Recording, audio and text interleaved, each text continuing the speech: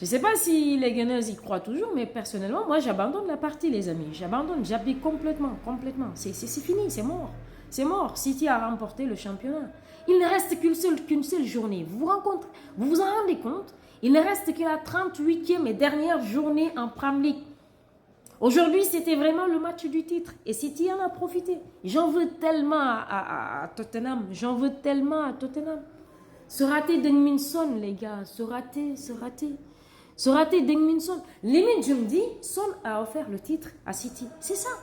Parce que tout le monde sait la rivalité à Londres entre Arsenal, Chelsea, United, qui d'autre? Tottenham, surtout entre Tottenham et les Gunners, Arsenal. Apparemment, même, il y a des fans qui auraient souhaité la victoire de City, quitte à ce que Tottenham ne joue pas la Champions League l'année prochaine, juste pour ne pas voir Arsenal être champion d'Angleterre. Mais c'est tout simplement hallucinant. Et c'est vraiment idiot, c'est cynique. Tout ce que vous voulez. Bon, salam la famille Akrofoot, j'espère que vous allez bien. Vu ma tête, je ne vais pas du tout bien parce que j'aurais souhaité une défaite effectivement de City. Mais malheureusement, ces guerriers de Pep Guardiola ont pu tout simplement s'en sortir aujourd'hui. On va essayer de revenir sur le match. Non mais j'en veux tellement à Tottenham les amis. J'en veux tellement à Tottenham. Ce raté. Oh mon Dieu, ce raté. Bon. C'est la loi du sport, mais à la 37e journée, bon, il y a beaucoup d'équipes qui n'ont pas encore joué la 37e journée, mais là, on parle des deux prétendants au titre, Arsenal et City. Il ne reste qu'une seule journée, la 38e et dernière journée, et ça va se jouer le dimanche 19. Arsenal affrontera Everton et City affrontera West Ham à la même heure. Et les gars me disent que c'est le match du titre. Non, mais attendez, ils ont 2 points d'avance sur nous. 2 points d'avance. Au niveau de la... Il n'y a plus de différence de but d'ailleurs. Si. Non, il n'y a plus de différence de but. Il n'y en a plus. Les chances d'Arsenal, les gars, sont complètement... Moi, comme je l'ai dit, hein, voilà, c'est fini. Victoire donc de City sur Tottenham sur le score de 2-0. Un doublé d'Erling Haaland. Ça fait un moment qu'il n'a pas marqué face au grand club, surtout dans des matchs quand même qui sont très décisifs. Aujourd'hui, il a pu claquer un doublé, donc c'est bien, c'est très important, c'est bien. J'ai aimé la première partie de Tottenham, c'est la raison pour laquelle je suis tellement déçue de cette équipe Tottenham, parce que la première partie était parfaite. Ils ont pu contenir cette équipe de City qui faisait beaucoup d'erreurs dans le jeu. Il y avait trop de déchets. Il n'y avait pas un seul joueur qui fonctionnait du côté de City pendant la première période. C'était une bonne maîtrise de Tottenham. Une bonne maîtrise vraiment des Spurs. Une très bonne maîtrise du jeu.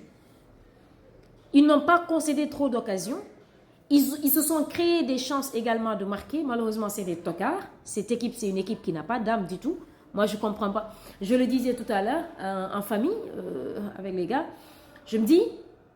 Comment Tottenham peut avoir de l'argent et ne pas avoir une bonne politique de recrutement? Bon, c'est vrai que c'est pas 2 poids 2 mesures, c'est pas genre... Mais je me dis, aujourd'hui, quand on a de l'argent, on a la possibilité de se créer des chances, de construire une très belle équipe, d'avoir les joueurs qu'il faut, à l'exemple du Real Madrid, à l'exemple de City. Mais être des équipes comme Chelsea et... qui ne savent pas du tout peut-être recruter ou qui recrutent déjà des joueurs.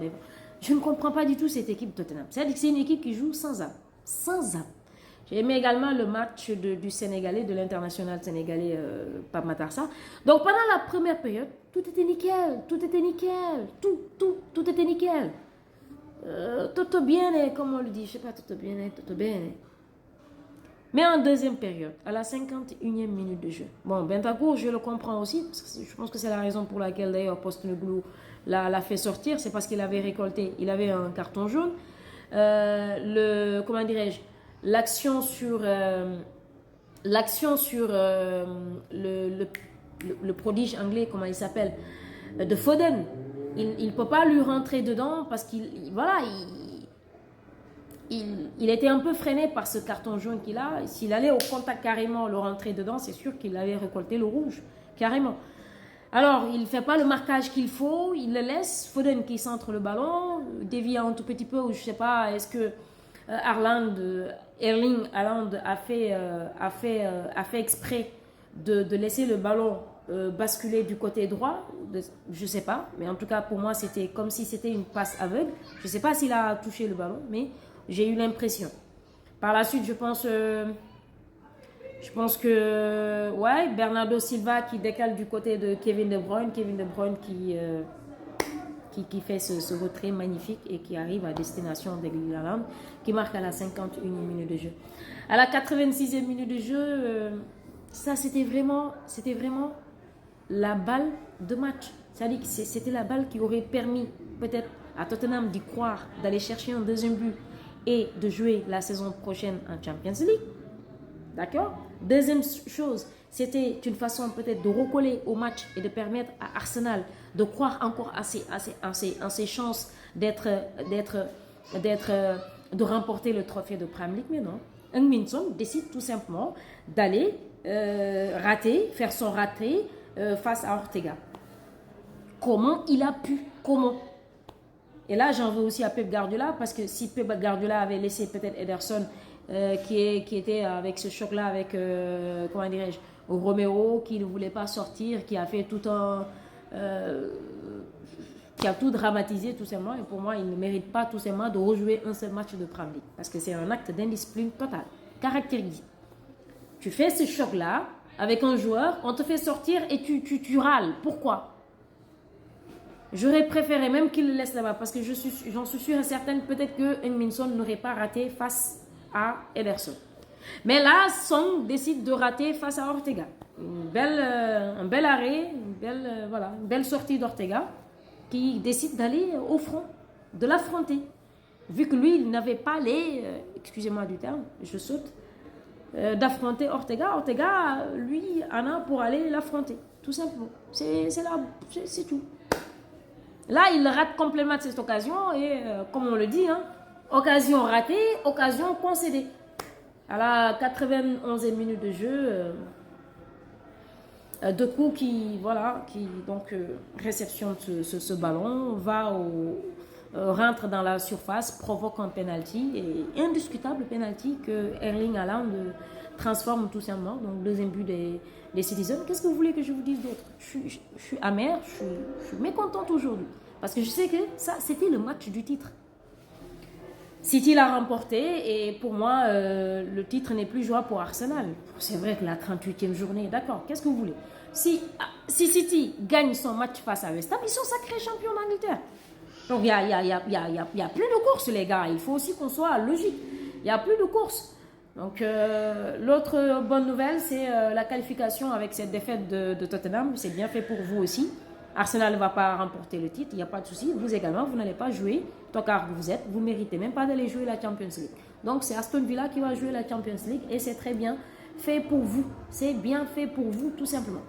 De l'autre côté, en Espagne, en Liga, le champion d'Espagne qui a donc tout simplement écrasé Alaves, le Deportivo Alaves, avec un but de Jude Bellingham, le futur Ballon d'Or.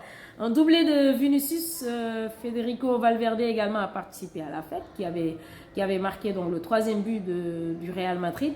Et Arda Güler qui a marqué donc le 5e but du Real Madrid. 4 matchs pour le Turc, 4 buts.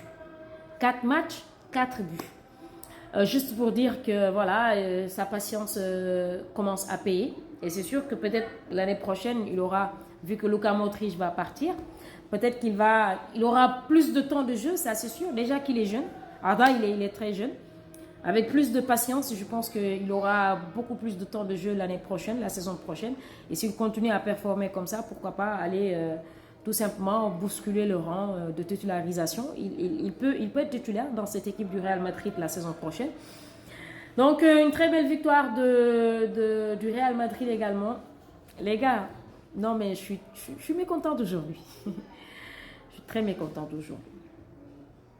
Mais bon, c'est la loi du foot. C'est la loi du foot. Après, que le meilleur gagne, c'est le plus important. N'hésitez surtout pas de liker, de partager, mais surtout de laisser vos avis en commentaire.